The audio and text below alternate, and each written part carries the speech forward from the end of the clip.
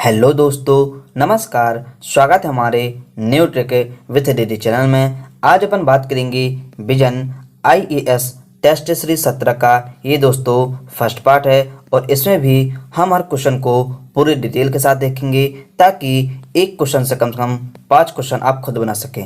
और दोस्तों बीच बीच में हम ट्रिक्स भी देखेंगे ताकि जो क्वेश्चन आप पढ़ें वो आपको ज़्यादा दिन तक के लिए याद हो जाए और आप वीडियो के बीच में किसी भी तरह से बोर ना हो। और दोस्तों कृपया वीडियो को अंत तक जरूर देखें ताकि जो ट्रिक्स बताए जाएं वो आपको मिल सकें। तो चलिए दोस्तों आज की वीडियो स्टार्ट करते हैं बिना किसी देरी के। क्वेश्चन नंबर पहला है कि निम्नलिखित में से कौन सी गर्म महासागरीय धारा है या धाराएं हैं। पहला दिया है कनारी जलधारा, दूसरा दिया है मोजाम्बिक जलधारा और तीसरा दिया है उत्तरी विषुवत रेखीय जलधारा। तो इनमें से आपको बताना है कि इसका कौन सा आंसर सही है। तो अब अपन देखें कि कौन सी धारा या धाराएं हैं जो गर्म महासागरीय धारा हैं। तो अब अपन देखें इसमें जो पहला दिया है कि कनारी जलधारा, तो ये वाला बिल्कुल गलत हो जाएगा क्योंकि कनारी जलधारा एक प्रकार की ठंडी जलधारा है जो कि उत्तरी अटलांटिक में जो वृत्ताकार गति करने वाली जलधारा तंत्र है उसी का एक भाग कनारी जलधारा है। इसलिए जो पहला कथन है ये वाला बिल्कुल गलत हो जाएगा। और इसमें जो दूसरा दिया है कि मोजाम्बिक जलधारा, तो ये वाला बिल्कुल सही हो जाएगा क्योंकि जो मोजाम्बिक जलधारा है ये हिंद महासागर की एक महासागरीय जलधारा है और इसे समान रूप से मोजाम्बिक हो गया जलधारा या मेडागास्कर हो गया उसके रूप में इसको जाना जाता है। और इसमें जो तीसरा दिया है कि उत्तरी विषुवत रेखीय जलधारा, तो ये वाला बिल्कुल सही हो जाएगा क्योंकि उत्तरी विषुवत रेखीय जलधारा जो है ये भी गर्म महासागरीय जलधारा है जो कि उत्तरी अटलांटिक में लगभग 60 डिग्री उत्तर से लगभग 20 डिग्री उत्तर अक्षांश तक पाई जाती है। इसलिए इसका तीसरा कथन भी बिल्कुल सही हो जाएगा, यानी कि इसका सही आंसर हो जाएगा आंसर नंबर इसका डी हो जाएगा कि केवल 2 और 3 इसका सही आंसर है। और अब अपन चलते हैं question number next. Question number 2 है कि निम्नलिखित में से कौन से कारक वायु की गति को प्रभावित और नियंत्रित करते हैं। पहला दिया है दाब प्रवणता, दूसरा दिया है पृथ्वी का घूर्णन, तीसरा दिया है घर्षण बल और चौथा दिया है केंद्र अभिमुखी त्वरण यानी कि अभिकेंद्रीय बल।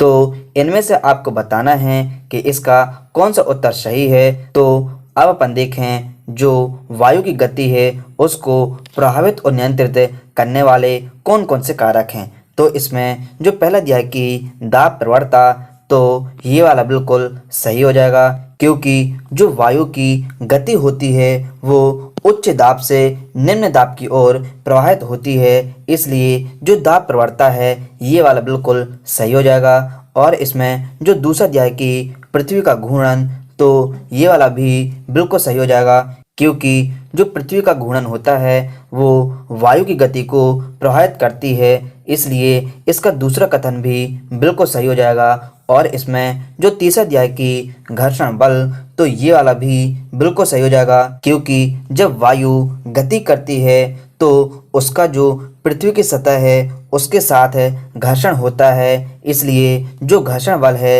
ये वाला भी बिल्कुल सही हो जाएगा। और इसमें जो चौथा दिया है कि केंद्र अभिमुखी त्वरण यानी कि जो अभिकेंद्री बल है ये वाला भी बिल्कुल सही हो जाएगा क्योंकि जो केंद्र अभिमुखी त्वरण है इसके कारण जो दाब है उसमें निम्न दाब और उच्च दाब होता है, उसी के कारण जो वायु होता है वो चक्रीय रूप धारण कर लेता है। इसलिए इसका सही आंसर हो जाएगा आंसर नंबर इसका ए हो जाएगा कि 1, 2, 3 और 4 इसका सही आंसर है। और अब अपन चलते हैं question number next. Question number 3 है कि प्रशांत महासागर में अल्यूशियन द्वीप समूह के निकट और अटलांटिक महासागर में ग्रीनलैंड और आइसलैंड के बीच किस वायुदाब पेटी के कारण निम्न वायुदाब के केंद्र पाए जाते हैं। ए दिया है विषुवत रेखीय निम्न वायुदाब पेटी, बी दिया है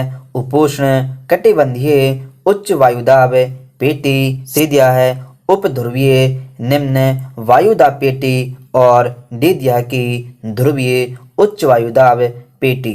तो इनमें से आपको बताना है कि इसका कौन सा आंसर सही है। तो अब अपन देखें जो ग्रीनलैंड और आइसलैंड है इनके बीच में किस वायुदाब पेटी के कारण निम्न वायुदाब केंद्र पाया जाता है। तो इसका सही आंसर हो जाएगा आंसर नंबर इसका सी हो जाएगा कि उपध्रुवीय निम्न वायुदाब पेटी, क्योंकि इसमें शब्द आ रहा है निम्न वायुदाब तो अपन भी इसमें निम्न वायुदाब ही ढूंढेंगे।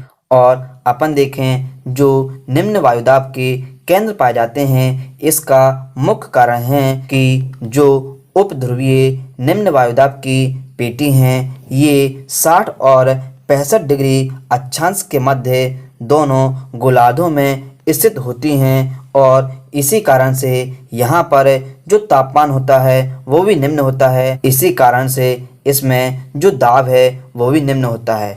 और इसमें जो ए दिया था कि विषुवत रेखीय निम्न वायुदाब पेटी, तो जो विषुवत रेखीय निम्न वायुदाब की पेटी है तो यहाँ पर सबसे अधिक सूर्य ताप यानी कि सूर्य की रोशनी पड़ती है, इसीलिए यह सबसे गर्म स्थान भी रहता है। और इसमें जो बी दिया है कि उपोष्ण कटिबंधीय उच्च वायुदाब पेटी, तो ये जो पेटी है ये दोनों गोलार्धों में लगभग 30 डिग्री से 35 डिग्री के मध्य पाई जाती है और इसी कारण से इसमें ताप की जगह जो गति होता है वो इसमें अधिक होता है। और इसमें जो डी नंबर दिया था कि ध्रुवीय उच्च वायुदाब पेटी, तो इस पेटी का जो क्षेत्र होता है वो बहुत ही छोटा होता है और इसी कारण से यह ध्रुवों के चारों ओर फैल जाता है और जिसके कारण उच्च वायुदाब की जो पेटी है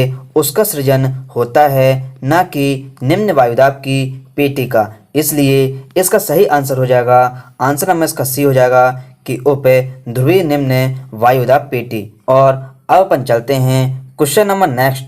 क्वेश्चन नंबर 4 दिया है कि निम्नलिखित में से कौन से कथन पछुआ पवनों के संदर्भ में सही हैं। पहला दिया है उत्तरी गोलार्ध में पछुआ पवनों की सामान्य दिशा दक्षिण पश्चिम से उत्तर पूर्व की ओर है। दूसरा दिया है कि उत्तरी गोलार्ध में पछुआ पवनें ग्रीष्म ऋतु में अधिक प्रबल और शीत ऋतु के दौरान कम प्रबल होती हैं। और तीसरा दिया है कि पछुआ पवनें दक्षिणी गोलार्ध में अधिक प्रबल होती हैं। तो इनमें से आपको बताना है कि इसका कौन सा आंसर सही है। तो अब अपन देखें जो पछुआ पवनें हैं ये क्या हैं। तो जो पछुआ पवनें होती हैं ये दोनों गोलार्धों में उपोष्ण कटिबंधीय उच्च वायुदाब की पेटी से उपध्रुवीय निम्न वायुदाब की पेटी की ओर गति करने वाली स्थायी पवनें हैं जिनको हम पछुआ पवनों के नाम से जानते हैं। और अब अपन देखें जो पछुआ पवनें हैं इसी के संदर्भ में अपन को बताना है कि कौन कौन से कथन सही है या हैं। तो अपन देखें इसमें जो पहला दिया है कि उत्तरी गोलार्ध में पछुआ पवनों की सामान्य दिशा दक्षिण पश्चिम से उत्तर पूर्व की ओर होती है, तो ये वाला बिल्कुल सही हो जाएगा। और इसमें जो दूसरा दिया है कि उत्तरी गोलार्ध में पछुआ पवनें ग्रीष्म ऋतु में अधिक प्रबल और शीत ऋतु के दौरान कम प्रबल होती हैं, तो ये वाला बिल्कुल गलत हो जाएगा, क्योंकि जो पछुआ पवनें होती हैं वो यदि उत्तरी गोलार्ध में जाती हैं तो अधिक जटिल हो जाती हैं, जिसके कारण जो ग्रीष्म ऋतु होती है उसमें ये कमज़ोर पड़ जाती हैं, यानी कि कम प्रबल हो जाती हैं, ना कि अधिक प्रबल। जबकि जब ये नीचे जाती हैं तो अधिक प्रबल हो जाती हैं, यानी कि जो पछुआ पवनें हैं वो जब स्थलीय भाग में जाएंगी तो वो जटिल हो जाती हैं, इस कारण से वो कम शक्तिशाली हो जाती हैं। और लेकिन जब यही पवनें नीचे आती हैं, यानी कि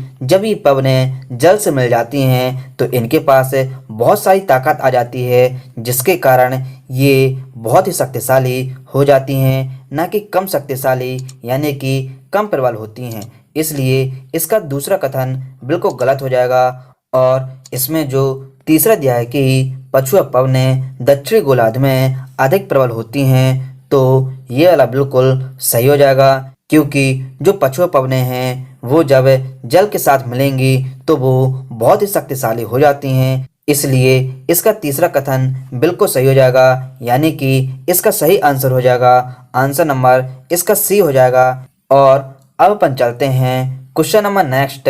क्वेश्चन नंबर 5 है कि निम्नलिखित पर विचार कीजिए। पहला दिया है डल झील, दूसरा वुलर झील, तीसरा पेंगोंग तसो झील और चौथा दिया है लोकटक झील। तो इनमें से आपको बताना है कि कौन कौन सी झीलें हैं जो ताजे पानी की झीलें हैं। तो इसमें अपन देखें, जो पहला दिया है कि डल झील, तो ये वाला तो बिल्कुल सही हो जाएगा, क्योंकि जो डल झील है ये श्रीनगर में स्थित है ताजे पानी की, यानी कि इसमें जो लवण होता है वो बिल्कुल नहीं पाया जाता है, इसलिए इसका पहला कथन बिल्कुल सही हो जाएगा। और इसमें जो दूसरा दिया है कि वुलर झील, तो ये वाला भी बिल्कुल सही हो जाएगा, क्योंकि जो वुलर झील है ये भारत की सबसे बड़ी ताजे पानी की झील है जो कि श्रीनगर में स्थित है। और इसमें जो तीसरा दिया है कि पेंगोंग तसो झील, तो ये वाला बिल्कुल गलत हो जाएगा, क्योंकि जो पेंगोंग तसो झील है ये पूरे विश्व की सबसे ऊंची खारे पानी की झील है, ना कि ताजे पानी की झील है। और यह जो पेंगोंग तसो झील है ये लद्दाख में स्थित है, यानी कि जो केंद्र शासित प्रदेश लद्दाख है वहाँ पर स्थित है। और इसकी जो ऊंचाई है वो लगभग 4350 मीटर बताई गई है। और इसमें जो चौथा दिया है कि लोकटक झील, तो ये वाला बिल्कुल सही हो जाएगा, क्योंकि जो लोकटक झील है ये उत्तर पूर्व की सबसे बड़ी ताजे पानी की झील है। और यह झील मणिपुर में स्थित है। और इसी झील में जो राष्ट्रीय उद्यान है, यानी कि जो केयबुल लामजाव राष्ट्रीय उद्यान है, वो भी इसी झील पर निर्मित है, और जिसे एक विश्व का तैरता हुआ राष्ट्रीय उद्यान भी घोषित किया गया है। यानी कि इसका सही आंसर हो जाएगा आंसर नंबर इसका डी हो जाएगा, कि केवल 1, 2 और 4 इसका सही आंसर है। और अब अपन चलते हैं question number next. Question number 6 दिया है कि उष्णकटिबंधीय चक्रवात उष्णकटिबंधीय क्षेत्रों में महासागरों में उत्पन्न होने वाले प्रचंड तूफान होते हैं। इस संदर्भ में निम्नलिखित स्थितियों पर विचार कीजिए। पहला दिया है समुद्र की सतह का 27 डिग्री सेल्सियस से अधिक तापमान होना। दूसरा दिया है कोरियोलिस बल की अनुपस्थिति होना। और तीसरा दिया है कि ऊर्ध्वाधर पवनों की गति में उच्च अंतर होना। तो इनमें से आपको बताना है कि जो उष्णकटिबंधीय चक्रवातों का निर्माण होता है उसके लिए कौन कौन सी स्थितियां इसके अनुकूल है। तो अब अपन देखें, जो उष्णकटिबंधीय चक्रवात उष्णकटिबंधीय क्षेत्रों में महासागरों में उत्पन्न होने वाला प्रचंड तूफान है, उसके लिए कौन कौन सी स्थितियां अनुकूल है। तो इसमें जो पहला दिया है कि समुद्र की सतह का 27 डिग्री सेल्सियस से अधिक तापमान होना इसके लिए अनुकूल स्थिति है, तो ये वाला बिल्कुल सही हो जाएगा। और इसमें जो दूसरा दिया है कि कोरियोलिस बल की अनुपस्थिति, तो ये वाला बिल्कुल गलत हो जाएगा। यदि कोरियोलिस बल की अनुपस्थिति होती है तो जो तूफान है उसका निर्माण ही नहीं होगा, क्योंकि उसको जो केंद्र है उससे उसको बल नहीं मिलेगा, और इस कारण से तूफान का निर्माण नहीं हो पाएगा। और इसमें जो तीसरा दिया है कि ऊर्ध्वाधर पवनों की गति में उच्च अंतर होना, तो ये वाला बिल्कुल गलत हो जाएगा, क्योंकि यदि ऊर्ध्वाधर पवनों की जो गति है उसमें यदि बहुत अधिक अंतर होगा तो जो तूफान है उसका निर्माण नहीं होगा, क्योंकि यदि ऊर्ध्वाधर पवनों की गति में कम अंतर होता है तो जो प्रचंड तूफान है उसका निर्माण होगा, न कि उच्च अंतर के कारण होगा। इसलिए इसका सही आंसर हो जाएगा आंसर नंबर इसका बी हो जाएगा, कि केवल एक सही है। और अब अपन चलते हैं क्वेश्चन नंबर नेक्स्ट है। क्वेश्चन नंबर 7 है कि निम्नलिखित में से किसके संदर्भ में कॉफ़ी क्लब कभी कभी सुर्खियों में रहता है। ए दिया है संयुक्त राष्ट्र सुरक्षा परिषद में सुधार के लिए, बी दिया है विश्व व्यापार संगठन में कराधान कानून के लिए, सी दिया है पेय पदार्थों का व्यापार और वाणिज्य के लिए, जबकि डी दिया है कि नस्लीय भेदभाव के विरुद्ध आंदोलन के लिए। तो इनमें से आपको बताना है कि जो कॉफ़ी क्लब है वो किसे संदर्भित करता है। और अब अपन देखें, जो कॉफ़ी क्लब है ये एक प्रकार का अंतर सरकारी वार्ता फ्रेमवर्क है, यानी कि जब इसमें अलग अलग अंतर्राष्ट्रीय जो संगठन हैं वो मिलकर एक जगह पर एकत्रित होते हैं। जैसे कि अपन देखें जो G4 के सदस्य हो गए और जो अफ्रीकी संघ हो गए, ये जब सर्वसम्मति के लिए एकजुट होते हैं तो इसी समूह को कॉफ़ी क्लब कहते हैं। और यह जो सदस्य होते हैं ये इसलिए एकत्रित होते हैं ताकि जो संयुक्त राष्ट्र सुरक्षा परिषद है उसमें और अधिक सुधार लाया जा सके। इसलिए इसका सही आंसर हो जाएगा, आंसर नंबर इसका ए हो जाएगा कि संयुक्त राष्ट्र सुरक्षा परिषद में सुधार लाने के लिए जो कॉफ़ी क्लब है, यानी कि जो अलग अलग अंतर्राष्ट्रीय संगठन हैं वो सभी मिलकर एक सर्वसम्मति से निर्णय लेते हैं, वही कहलाता है कॉफ़ी क्लब। और अब अपन चलते हैं question number next. Question number 8 है कि निम्नलिखित में से कौन से ऐसे औषधि सेल हैं। इसमें पहला दिया है कोयला, दूसरा स्लेट, तीसरा पोटास, चौथा चाक, पांचवा चूना पत्थर और छठवां दिया है ग्रेनाइट। तो इनमें से आपको बताना है कि इसका कौन सा आंसर सही है। तो अब अपन देखें, जो औषधि सेलें हैं ये एक प्रकार की जहाँ पर बहुत अधिक सघनता पाई जाती है वहाँ पर इन सेलों का निर्माण होता है। और इसमें देखें कि कौन कौन सी सेलें औषधि सेलें हैं। तो इसमें जो पहला दिया है कि कोयला, तो ये वाला बिल्कुल सही हो जाएगा। दूसरा जो दिया है स्लेट, तो ये वाला बिल्कुल गलत हो जाएगा, क्योंकि जो स्लेट है ये रूपांतरित सेलों का उदाहरण है, ना कि औषधि सेलों का। और इसमें जो तीसरा दिया है कि पोटास, तो ये वाला भी बिल्कुल सही हो जाएगा। और इसमें जो चौथा दिया है चाक, तो ये वाला भी बिल्कुल सही हो जाएगा। और इसमें जो पांचवा दिया है कि चूना पत्थर, तो ये वाला भी बिल्कुल सही हो जाएगा। और इसमें जो छठवां दिया है कि ग्रेनाइट, तो ये वाला बिल्कुल गलत हो जाएगा, क्योंकि जो ग्रेनाइट का निर्माण होता है वो अग्नेय सेलों के कारण होता है, यानी कि जो ग्रेनाइट है ये एक प्रकार का अग्नेय सेलों का उदाहरण है। इसलिए इसका सही आंसर हो जाएगा, आंसर नंबर इसका बी हो जाएगा कि केवल 1, 3, 4 और 5 इसका सही आंसर है। और अब अपन चलते हैं question number next. Question number 9 है कि ब्याज दर व्युत्पन्न के संदर्भ में निम्नलिखित कथनों पर विचार कीजिए। पहला दिया है ये वित्तीय उपकरण हैं जिनका मूल्य ब्याज दरों के परिवर्तनों से संबद्ध होता है। दूसरा दिया है कि इनका वायदा, विकल्प या अदला बदली अनुबंध के रूप में कारोबार किया जा सकता है। तो इनमें से आपको बताना है कि इसका कौन से ऐसे कथन सही है या हैं।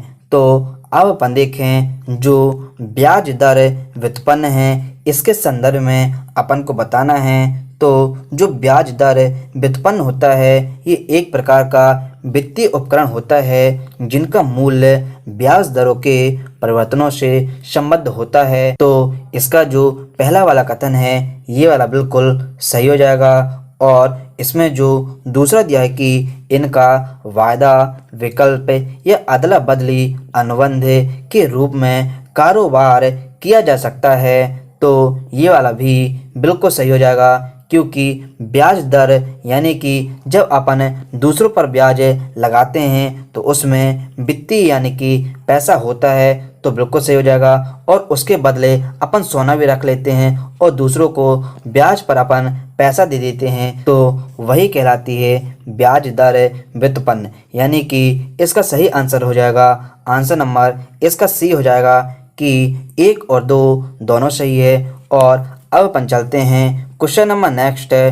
क्वेश्चन नंबर 10 है कि निम्नलिखित कथनों पर विचार कीजिए। पहला दिया है कि सूर्य की किरणें उष्णकटिबंधीय क्षेत्र से परे किसी भी बिंदु पर कभी भी ऊर्ध्वाधर नहीं होती है। दूसरा दिया है कि दक्षिणी गोलार्ध में सबसे लंबा दिन दिसंबर के महीने में होता है। और तीसरा दिया है कि विषुव के दिन पूरी पृथ्वी पर दिन और रात लगभग समान अवधि के होते हैं। तो इनमें से आपको बताना है कि कौन से कथन सही हैं। तो अब अपन देखें कि इसमें जो पहला दिया है कि सूर्य की किरणें उष्णकटिबंधीय क्षेत्र से परे किसी भी बिंदु पर कभी भी ऊर्ध्वाधर नहीं होती है, तो ये वाला बिल्कुल सही हो जाएगा। क्योंकि जो हमारी पृथ्वी है वो पूर्णतः गोल नहीं है, जबकि वह सर्पिलाकार है। इसलिए जो सूर्य की किरणें होती हैं वो कभी भी ऊर्ध्वाधर नहीं होती है किसी भी बिंदु पर। और दूसरा दिया है कि दक्षिणी गोलार्ध में सबसे लंबा दिन दिसंबर के महीने में होता है, तो ये वाला बिल्कुल सही हो जाएगा। क्योंकि दिसंबर यानी कि जो 22 दिसंबर होता है उस दिन सबसे लंबा दिन होता है, तो ये वाला बिल्कुल सही हो जाएगा। और इसमें जो तीसरा दिया है कि विषुव के दिन पूरी पृथ्वी पर दिन और रात लगभग समान अवधि के होते हैं, तो ये वाला भी बिल्कुल सही हो जाएगा। क्योंकि इस दिन यानी कि 21 मार्च और 23 सितंबर के दिन जो दोनों गोलार्ध होते हैं उनमें से कोई भी गोलार्ध सूर्य की ओर झुका या सूर्य से दूर नहीं होता है। और यही कारण है कि विषुव के दिन यानी कि 21 मार्च और 23 सितंबर को पूरी पृथ्वी पर दिन और रात लगभग समान अवधि पर होते हैं। और इसमें जो 21 मार्च है इसको बसंत विषुव बोलते हैं, जबकि जो 23 सितंबर है इसको शरद विषुव के रूप में जाना जाता है। इसलिए इसका सही आंसर हो जाएगा, आंसर नंबर इसका बी हो जाएगा कि 1, 2 और 3 इसका सही आंसर है। और अब अपन चलते हैं question number next. Question number 11 है कि निम्नलिखित कथनों पर विचार कीजिए। पहला दिया है अंतर उष्ण कटिबंधीय अभिसरण क्षेत्र उत्तर पूर्वी और दक्षिणी पूर्वी सन्मार्गी पवनों के मिलन स्थल का प्रतिनिधित्व करता है। दूसरा दिया है कि अंतर उष्णकटिबंधीय अभिसरण क्षेत्र पूरे वर्ष के दौरान आरोही वायु अधिकतम बादलों और भारी वर्षा का क्षेत्र है। तो इनमें से आपको बताना है कि कौन से ऐसे कथन सही है या हैं। तो अब अपन देखें इसमें जो पहला दिया है कि अंतर उष्णकटिबंधीय अभिसरण क्षेत्र जो है वो उत्तर पूर्वी और दक्षिण पूर्वी सन्मार्गी पवनों के मिलन स्थल का प्रतिनिधित्व करता है, तो ये वाला बिल्कुल सही हो जाएगा। क्योंकि इस समय यह जो अभिसरण क्षेत्र है वो विषुवत वृत्त के लगभग समांतर होता है, लेकिन जो सूर्य की आभासी गति है उसके साथ साथ है यह उत्तर या दक्षिण की ओर खिसकता है। और यही कारण है कि इसमें उत्तर पूर्वी और दक्षिण पूर्वी जो सन्मार्गी पवन है उसका मिलन स्थल कहा जाता है। और दूसरा दिया है कि अंतर उष्णकटिबंधीय अभिसरण क्षेत्र जो है वो पूरे वर्ष के दौरान आरोही वायु अधिकतम बादलों और भारी वर्षा का क्षेत्र है, तो ये वाला भी बिल्कुल सही हो जाएगा। क्योंकि इस समय जो आर्द्र वायु होती है वो ऊपर की ओर उठती है और इसी कारण से इसमें आरोही वायु चलती है, अधिकतम बादलों का निर्माण होता है और फिर भारी वर्षा भी होती है। यानी कि इसका सही आंसर हो जाएगा, आंसर नंबर इसका सी हो जाएगा कि 1 और 2 दोनों सही है। और अब अपन चलते हैं question number next. Question number 12 है कि निम्नलिखित दर्रों को पश्चिम से पूर्व की दिशा में व्यवस्थित कीजिए। पहला दिया है खैबर, दूसरा दिया है सिपकीला, तीसरा दिया है जोजिला, चौथा दिया है नाथुला और पांचवा दिया है बॉमडिला। तो इनमें से आपको बताना है कि इसका कौन सा उत्तर सही है। तो अब अपन देखें कि अपन को पूर्व से पश्चिम की ओर बताना है। तो इसमें जो सबसे पहले आएगा वो आएगा इसमें खैबर, क्योंकि जो खैबर दर्रा है ये अफ़गानिस्तान यानी कि नागरहार जो प्रांत है उससे सटी जो सीमा है उस पर स्थित है, इसलिए सबसे पहले खैबर आ जाएगा और फिर इसके बाद जोजिला दर्रा आएगा, क्योंकि यह जो दर्रा है ये दोनों तरफ से यानी कि एक तरफ से श्रीनगर से घिरा है और दूसरी तरफ से जो कारगिल और लेह है उनके बीच जो सड़क है उसका निर्माण करता है, इसलिए दूसरे स्थान पर जोजिला आ जाएगा।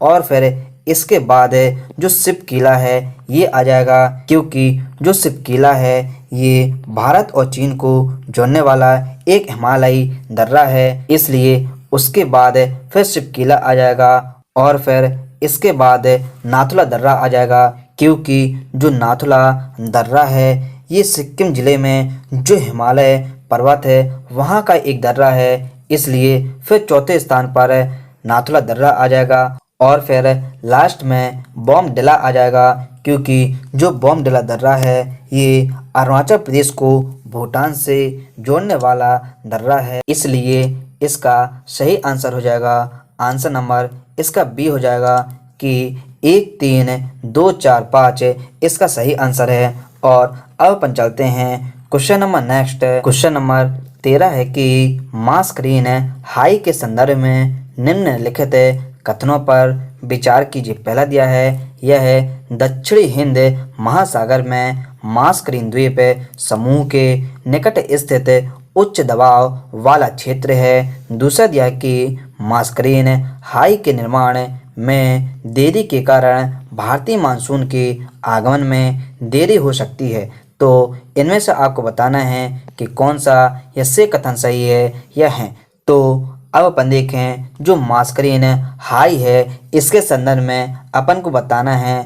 तो इसमें जो पहला दिया है कि यह है दक्षिणी हिंद महासागर में मास्करीन द्वीप समूह के निकट स्थित उच्च दबाव वाला क्षेत्र है, तो ये वाला बिल्कुल सही हो जाएगा। और इसमें जो दूसरा दिया है कि मास्करीन हाई के निर्माण में देरी के कारण भारतीय मानसून के आगमन में देरी हो सकती है, तो ये वाला बिल्कुल सही हो जाएगा, क्योंकि इसमें शब्द आ रहा है हाई, यानी कि उसका जो दबाव क्षेत्र है वो भी हाई रहेगा यानी कि उच्च रहेगा। और जब ऊंचे व्यक्तियों की देरी हो जाएगी तो पूरे भारत में भी मानसून का जो आगमन है उसकी भी देरी हो जाएगी, यानी कि इसका सही आंसर हो जाएगा आंसर नंबर इसका सी हो जाएगा कि 1 और 2 दोनों सही है। और अब अपन चलते हैं question number next. Question number 14 है कि निम्नलिखित युगों पर विचार कीजिए। एक तरफ दिया है सूचकांक और दूसरी तरफ दिया है प्रकाशक। पहला दिया है कारोबार में सुगमता सूचकांक जो प्रकाशित करता है वो विश्व बैंक करता है। दूसरा दिया है मानव पूंजी सूचकांक अंतर्राष्ट्रीय मुद्रा कोष प्रकाशित करता है। और तीसरा दिया है कि वैश्विक स्मार्ट सिटी सूचकांक संयुक्त राष्ट्र विकास कार्यक्रम प्रकाशित करता है। तो इनमें से आपको बताना है कि कौन सा ऐसे सही सम्मिलित है या है। तो अब अपन देखें इसमें जो पहला दिया है कि कारोबार में सुगमता सूचकांक विश्व बैंक प्रकाशित करता है, तो ये वाला बिल्कुल सही हो जाएगा। और इसमें जो दूसरा दिया है कि मानव पूंजी सूचकांक अंतर्राष्ट्रीय मुद्रा कोष प्रकाशित करता है, तो ये वाला बिल्कुल गलत हो जाएगा,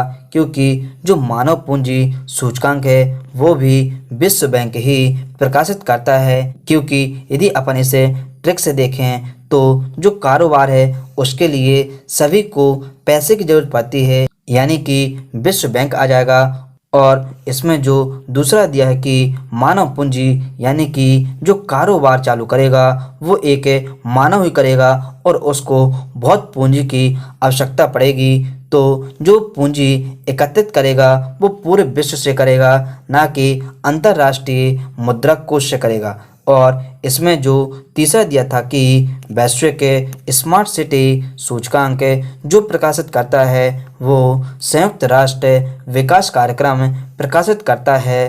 तो ये वाला भी बिल्कुल गलत हो जाएगा, क्योंकि जो वैश्विक स्मार्ट सिटी सूचकांक 2020 प्रकाशित हुआ है वो इंस्टीट्यूट फॉर मैनेजमेंट डेवलपमेंट ने Singapore university for technology and design के सहयोग से प्रकाशित किया है। और जो वैश्विक स्मार्ट सिटी 2020 है इसमें हैदराबाद का स्थान 85वें नंबर में है, जबकि जो नई दिल्ली है उसका 86 नंबर में है। और इसके बाद जो बेंगलुरु है उसका 95वें नंबर में स्थान है। इसलिए इसका सही आंसर हो जाएगा, आंसर नंबर इसका ए हो जाएगा कि केवल एक सही है। और अब अपन चलते हैं question number next. Question number 15 है कि कभी कभी सुर्खियों में रहने वाली जिबूती आचार संहिता संबंधित है। ए दिया है संयुक्त राष्ट्र पर्यावरण कार्यक्रम के मामलों से। बी दिया है अंतर्राष्ट्रीय समुद्री संगठन के मामलों से। सी दिया है आर्कटिक परिषद के मामलों से। जबकि डी दिया है कि वित्तीय कार्रवाई कार्यबल के मामले से। तो इनमें से आपको बताना है कि इसका कौन सा आंसर सही है। तो अब अपन देखें जो जिबूती आचार संहिता है ये एक प्रकार का जो समुद्री मामले होते हैं उसको देखने का एक समूह है, जिसमें जो समुद्री डकैती होते हैं और जो सशस्त्र डकैती होते हैं उस पर नियंत्रण रखा जा सके।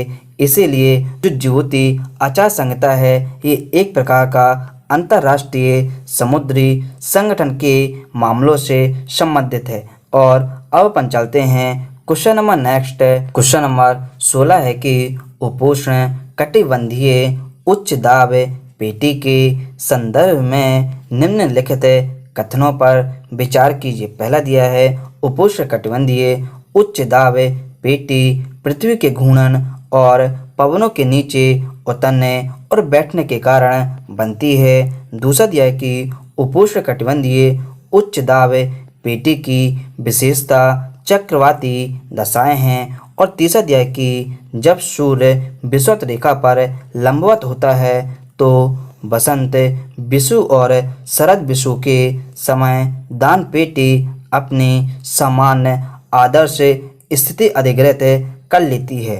तो इनमें से आपको बताना है कि कौन से कथन सही हैं। तो अब अपन देखें जो उपोष्ण कटिबंधीय उच्च दाब पेटी है इसके संदर्भ में अपन को बताना है।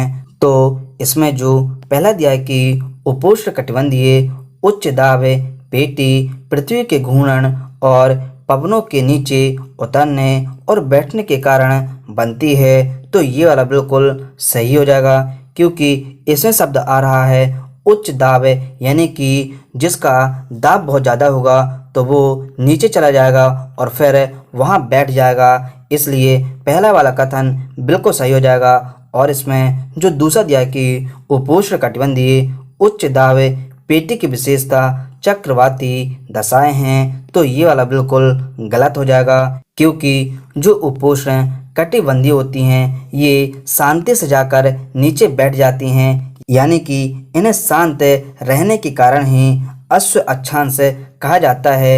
इसलिए जो दूसरा कथन है ये वाला बिल्कुल गलत हो जाएगा।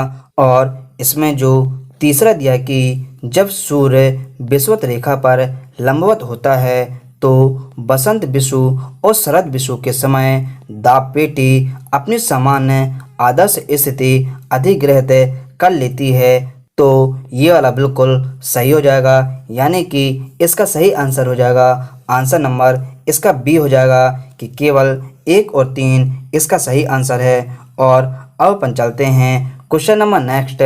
क्वेश्चन नंबर 17 है कि यह नदी महू के निकट एक स्थान से निकलकर राजस्थान से होकर प्रवाहित होती है और यह यमुना में मिलती है। यह नदी ऊबड़ खाबड़ भू आकृति के लिए प्रसिद्ध है। इस नदी पर गांधी सागर, राणा प्रताप सागर, जवाहर सागर बांध है। तो इनमें से आपको बताना है कि इसमें किस नदी का वर्णन किया जा रहा है। तो अब अपन देखें कि इसमें किस नदी का वर्णन किया जा रहा है। तो इसमें सबसे बड़ा शब्द आ रहा है ऊबड़ खाबड़ भू आकृति के लिए प्रसिद्ध, और इसमें महू शब्द आ रहा है, यानी कि इसका सही आंसर हो जाएगा, आंसर नंबर इसका सी हो जाएगा कि चंबल नदी। क्योंकि चंबल नदी ही एक ऐसी नदी है जो ऊबड़ खाबड़ भू आकृति के लिए पूरे भारत में प्रसिद्ध है।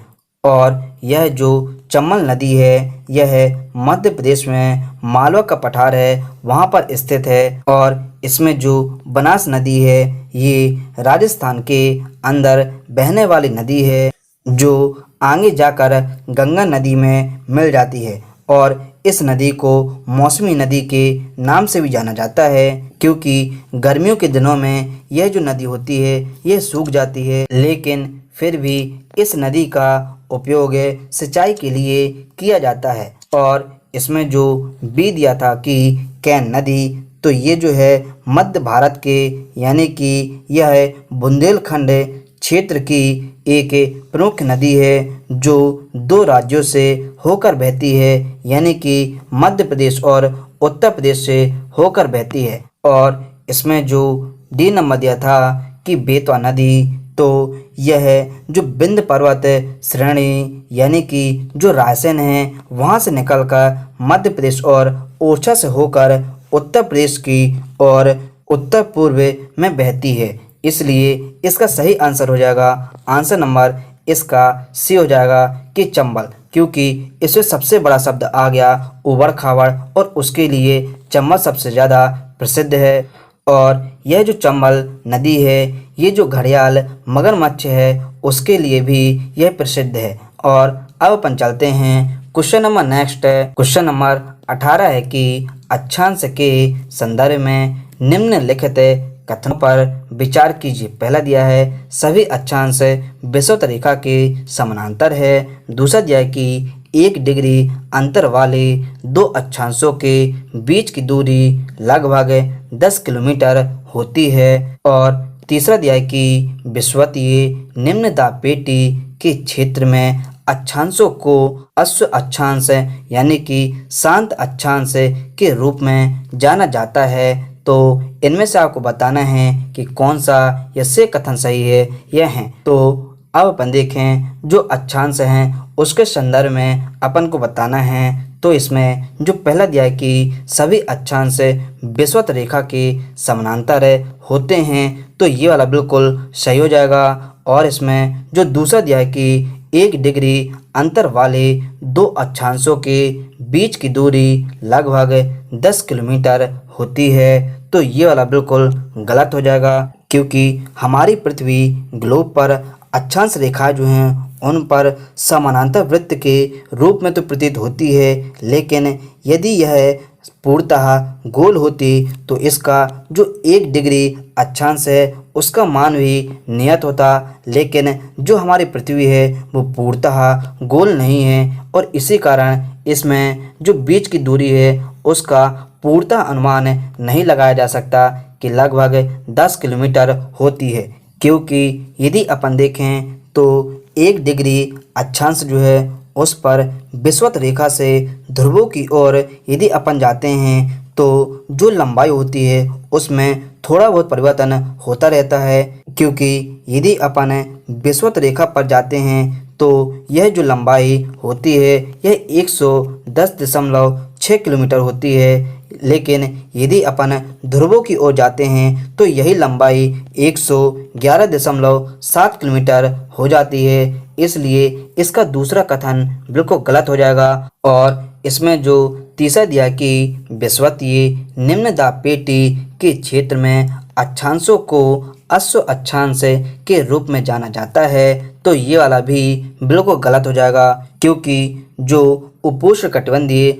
उच्च दाब है उनको अश्व अक्षांश के रूप में जाना जाता है, ना कि विषुवतीय निम्न दाब पेटी को जाना जाता है। इसलिए इसका सही आंसर हो जाएगा, आंसर नंबर इसका ए हो जाएगा कि केवल एक सही है। और अब अपन चलते हैं क्वेश्चन नंबर नेक्स्ट है, क्वेश्चन नंबर 19 है कि मानसून द्रोणी के संदर्भ में निम्नलिखित कथनों पर विचार कीजिए। पहला दिया है कि मानसून द्रोणी दीर्घीभूत उच्च दाब वाला क्षेत्र होती है, और दूसरा दिया है कि उत्तर की ओर मानसून द्रोणी के पलायन के परिणाम स्वरूप भारत के प्रमुख भागों में सक्रिय मानसून का आगमन होता है। तो इनमें से आपको बताना है कि इसका कौन से ऐसे सही नहीं है यह है। तो अब अपन देखें जो मानसून द्रोणी है इसके संदर्भ में अपन को बताना है।